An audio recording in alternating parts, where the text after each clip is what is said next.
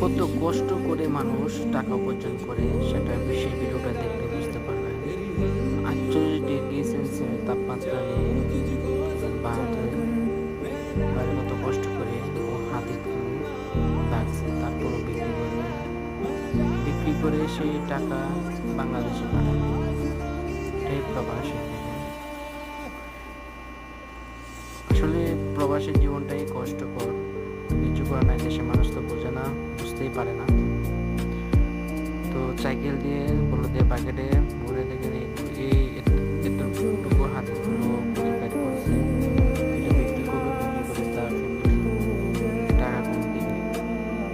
এই 48 কত যে কষ্ট করে প্রবাসীরা পাতা, যারা প্রবাসে থাকে তারাই বুঝে কষ্ট টাকাটা